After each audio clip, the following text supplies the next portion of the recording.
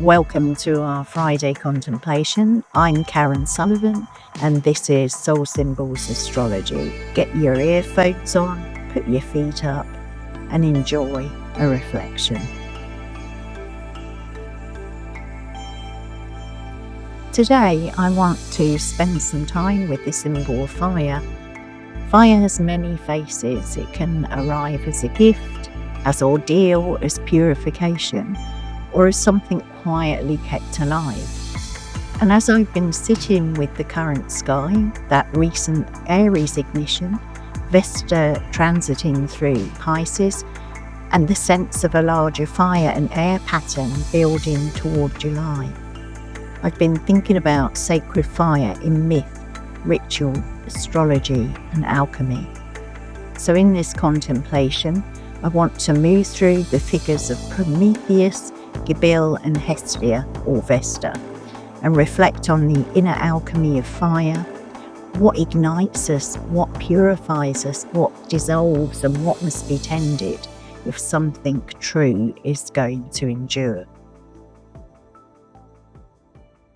So I've been thinking about this fire, in the element of fire, in relation to myth, ritual, astrology and alchemy. And the more I sit with it, the more it seems that fire has so many different faces. There's the fire that arrives as a gift, the fire that purifies, then there's the fire that has to be kept alive.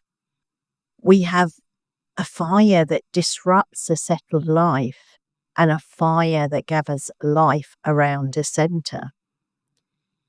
What's so interesting to me is the movement between those forms. Prometheus gives us one kind of fire, Hestia another, and Gibil gives us another again.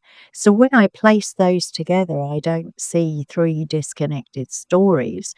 I see a sequence, a process, something like the path of an inner transformation.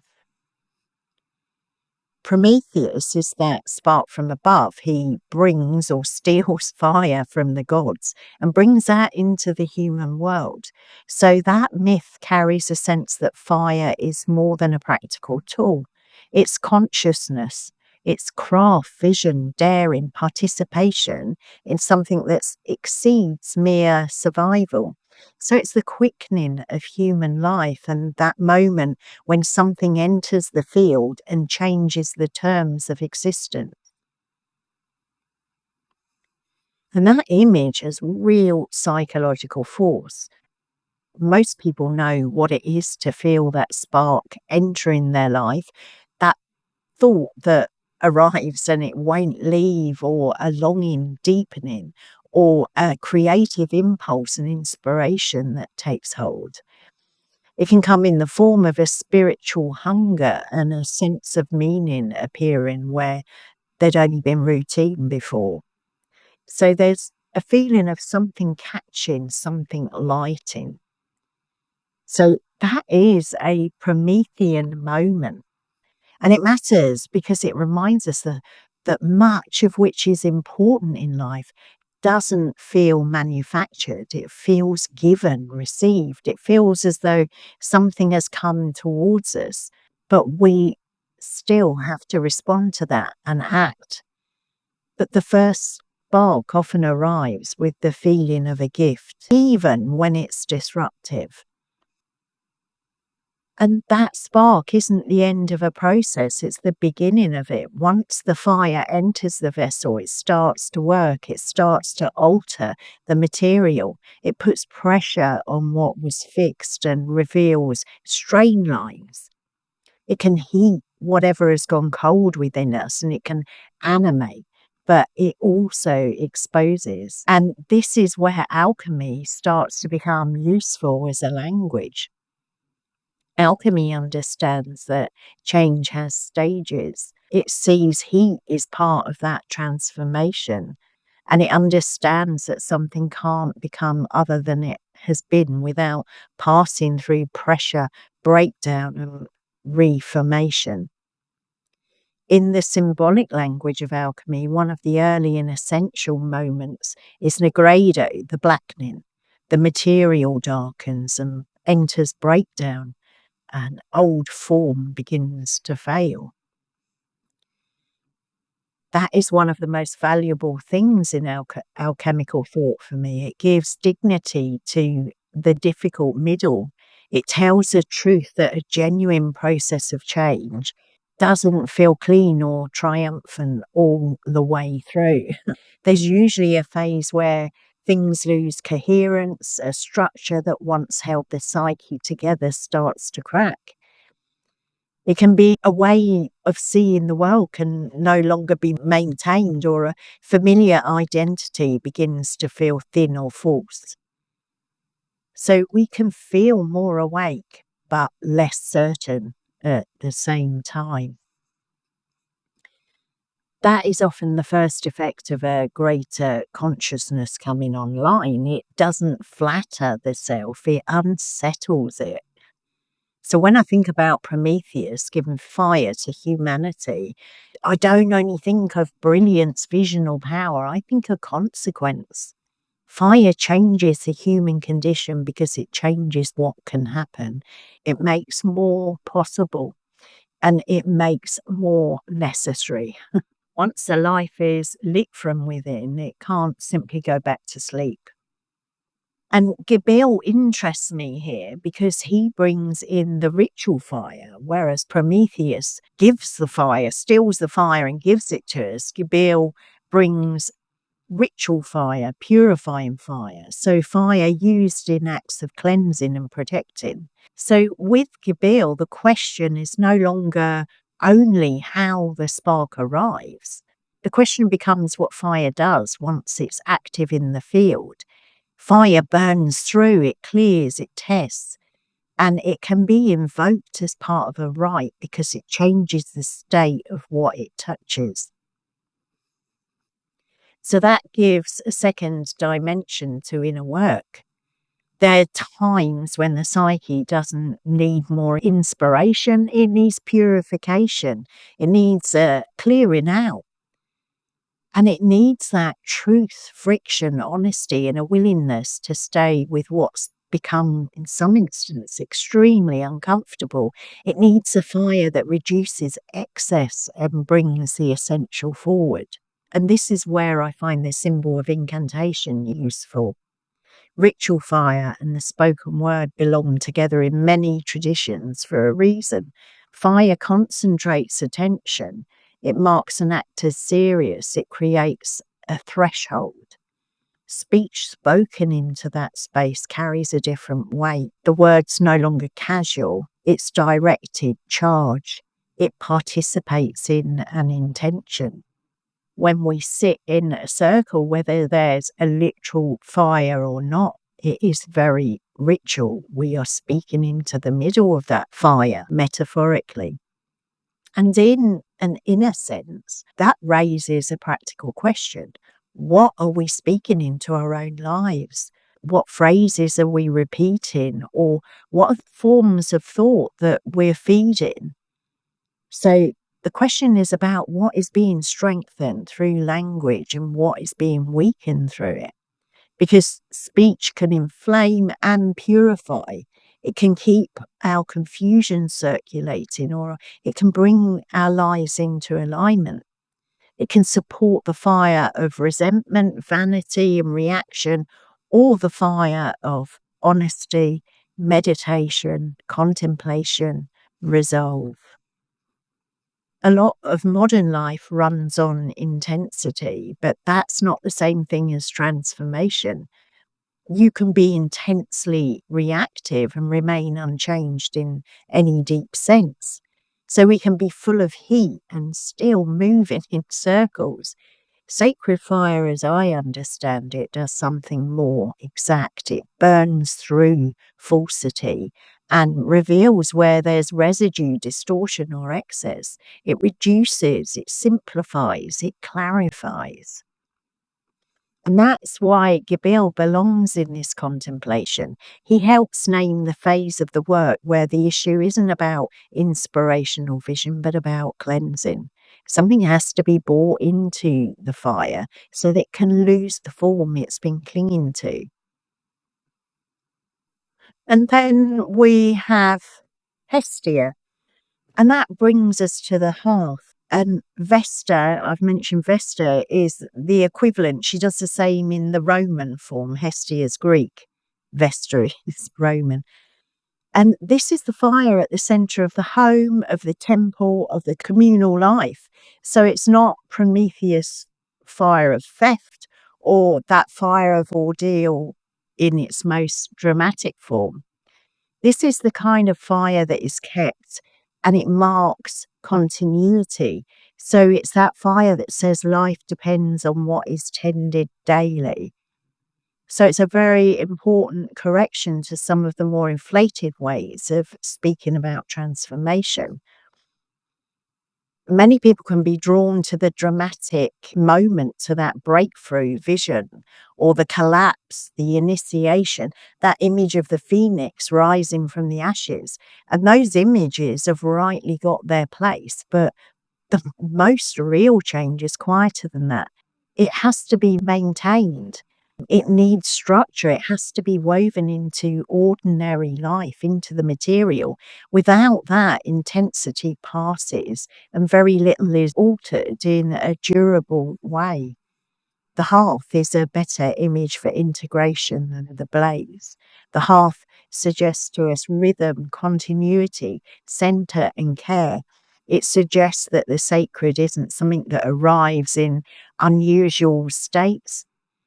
It also lives in repetition, practice, and returning to what matters, in the keeping of a flame that can't always be spectacular if it's going to endure.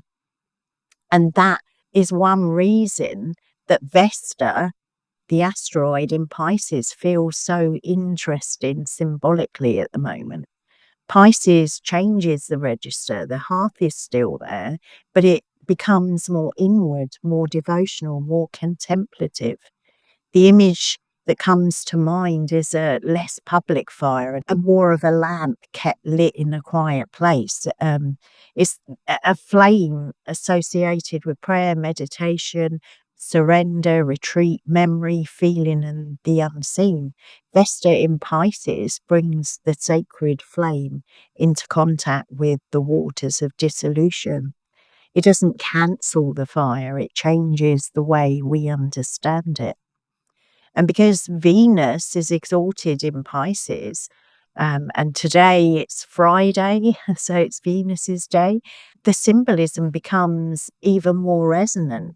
Venus in Pisces points towards a refined form of value, love, compassion, receptivity, grace, devotion, and beauty just infused with feeling. So when I think about Vesta in Pisces with Venus exalted there, that fire becomes linked with reverence. It becomes a flame of offering, of keeping faith, that flame that survives in conditions where hard certainty isn't possible. And that speaks directly to the alchemical side of this contemplation, because heat does more than burn. It softens, it melts, it loosens fixed structures. It prepares a form for dissolution. When a life is in process, one part of the work may feel like calcination, the reduction of something hard and defended. Another part might feel like dissolution, where clear boundaries soften and the old arrangement can no longer hold itself together in the same way. That can be so disorientated, but it can also be necessity. There are times in inner work where that task is just to stand firm, speak clearly, cut through confusion and face whatever it is that needs to be faced. And there are other times when the task is to let go, to stop gripping old forms, to allow the old self-image to lose its authority, to permit a deeper reorganization that can't happen while everything remains rigid. So when I bring Prometheus, Gibil, and Hestia or Vesta together, I see a sequence of inner alchemy. First, there's that reception with Prometheus, that spark is given, something comes to life. Then there's purification with Gibil. The spark starts to work through the material. It brings pressure, friction, breakdown, and the need for honesty. And then there's the tending with Hestia. The question becomes whether what has been awakened can be housed, protected, and sustained. And this sequence is psychologically true as well. There are moments in life when something begins, and those moments matter so much. But there are phases when that beginning turns into an ordeal, and they are just as important too. But the longer work is almost always about creating a center that can hold what has been revealed. That is where the hearth becomes a serious symbol. It describes the long middle and the long after. It describes the way a revelation becomes a practice. So this is where the alchemical stages can be quietly useful rather than overplayed. Nigredo is the blackening where the old form begins to fail, and albedo suggests clarification, a washing or whitening, the gradual emergence of discernment. Rubedo points towards fuller embodiment, warmth, animation, a more complete incarnation of what has been refined. So understood inwardly, that means the point isn't to remain in breakdown. It's not to glorify collapse or to stay fascinated by that intensity. The point is to move towards a state that is more integrated, truthful, and so much more inhabitable. Prometheus, in that sense, is the opening of the work. Gibil is that difficult middle where the work begins to act. And Hestia, Vesta, belong to the stage when one learns how to live from a new center. And that last part is the hardest to fake. It shows up in our conduct, speech, rhythm, attention, and what we consistently return to. It shows up in whether the sacred remains peripheral or becomes central. It shows up in whether the fire is allowed to scatter life into fragments or gather it around something that's real. So for me, the image of fire here is not mainly about passion or force, it's about relation to the sacred, about what happens when something more alive enters the field and begins to require a response. It's about whether one resists that process, dramatizes it, or slowly consents to it. And that's why devotion belongs here. Devotion is not an ornamental addition to inner work. It's often what makes the work possible. Devotion keeps the process from collapsing into self-absorption. It gives the psyche a way to remain in relation to something larger than its own preferences and moods. It creates continuity. It studies the flame. And devotion doesn't always look dramatic. Often it's very plain. It's a return, a gesture, a discipline, a refusal to abandon what matters, a willingness to keep tending what has already been given. And that's why the symbol of Vesta in Pisces feels so apt. It points towards the sacred flame carried in feeling, imagination, and inner life. It suggests that some part of the work right now belongs to a quiet consecration rather than to a display. It suggests that fire can be held in a devotional register without losing its capacity to transform. So the questions that remain for me are quite simple here. What in me is being ignited or is being purified? What in me is being asked to become a hearth rather than a flash? And how can I tell the difference between fire that just consumes and a fire that actually changes me? That seems to be the heart of it. So some fire scatters our attention, it inflames the ego, and leaves a great big fat mess behind. And some fire gathers life around a center and makes a person more truthful. We have fire that belong to appetite and reaction, and some that belongs to prayer, meditation, contemplation, discipline, and that long work of refinement. So our task is discernment. It's not about chasing heat for its own sake. It's to recognize the right fire when it appears, to submit to the work it asks for and build a life capable of tending it. So that feels like a serious image of inner alchemy, a spark from above, a period of blackening and purification, and a more conscious tending of whatever remains. And eventually, if the process is lived through well, a fuller embodiment of what the fire was trying to bring into being from the start. We are all invited to understand the fire that is given to us, the fire that we've received, and understand what needs purification. And most importantly, we're invited to look at the hearth that we are tending, that inner flame that resides at the centre of us. How do we tend it? I will leave it there with that image of a flame and the question of how we hold it. Not just how we ignite it, but how we keep it. That's what I have for you. I hope you enjoyed the reflection, the contemplation, and I will be back again with you on Monday for the weekly astrology. Have a lovely weekend. Bye-bye.